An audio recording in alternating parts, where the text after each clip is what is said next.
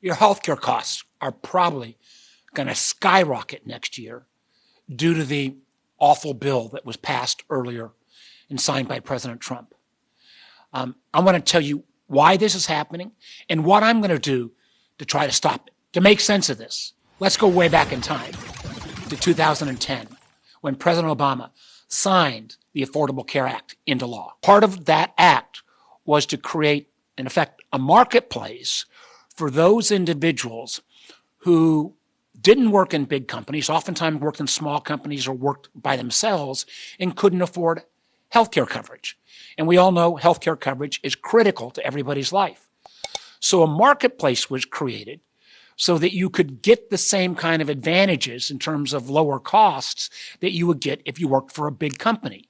But still, even with that marketplace, there needed to be additional tax subsidies put in so that if you were kind of on the edge, you get an additional subsidy so you could still afford the marketplace and you could have a choice of plans that you would buy at a reduced rate. And even with those subsidies, a lot of Americans still couldn't fully afford healthcare. And we know what damage that does to a family. So in 2021, the Congress, led by Democrats at that point, doubled the subsidies for the marketplace. And it really worked. It meant instead of 12 million Americans buying through the marketplace, that number went up to 24 million. And in many ways, having more people covered, either through the marketplace or actually even through Medicaid, meant that there were less people going to the emergency room. That brought overall healthcare costs down, even if you have traditional private health insurance or if you get your health insurance through your employer. And to give an example of what this meant in real dollars, before the expansion, only about 36% of eligible folks could actually find a health insurance plan for $10 a month. After the expansion, 80% of the eligible folks could find that plan at $10 a month. So clearly, a lot of folks suddenly got improved health care. So now, about 24 million Americans get their health insurance through the marketplace. 9 out of 10 of those 24 million receive part of these expanded credits. So you think that's good. You think that's great. We've made progress. Wrong. When the Democrats were in power, we got all this through actually without much Republican help. Now with the new administration, they want to eliminate virtually all of these subsidies. That will mean up to a 75% increase in your healthcare premiums. 75%. That will be devastating. Millions of Americans will lose health insurance. And remember, by forcing all these folks into the emergency room, that means people who get private health insurance or employer-based health insurance, your costs are going to go up too. So what does this mean in terms of real families? If you're a low-income family making, say, less than $32,000 a year, your healthcare costs now range roughly around $50 a month.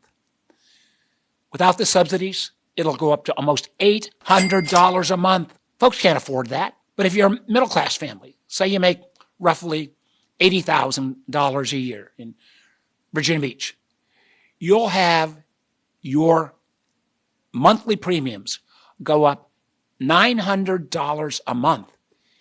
Even if you're middle class making 80 grand, I don't know many families could afford a $900 a month increase in their healthcare costs.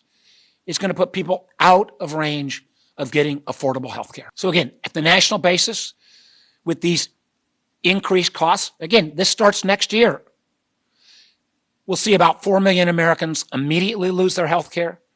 That number will probably go up to 6 or 7 million people by the 2030s because people just won't be able to afford it. Now, some of you be saying, well, luckily I don't get my health care through Medicaid or I don't get it through the marketplace, so I'm going to be fine. No, you're not going to be fine. As millions of these people that are currently covered don't receive health care, they're not going to disappear. They're still going to get sick. They're going to show up at the emergency room. They're going to overwhelm the emergency room. They're going to drive up hospital costs across the country. Those of us with private health insurance, our rates will go up as well.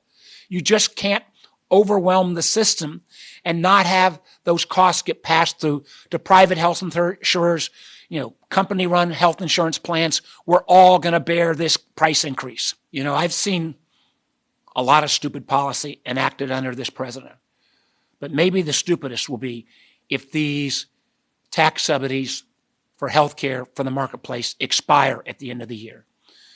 Already insurance companies are sending out increased rates. They'll hit mailboxes in Virginia in October and all across the country in the coming months. So I'm going to fight with every tool I can to make sure these tax credits are continued.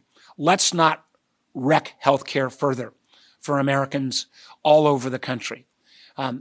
We will use whatever tool we can. This will be part of the fight on whether we continue to fund the government. Some of the Republicans have realized, hey, they've made a mistake. They got to meet us halfway and not put more Americans through this unnecessary pain. They've already done enough damage on Medicaid. To let these healthcare tax subsidies expire will literally wreak havoc across their whole healthcare system. We can do better. We must do better.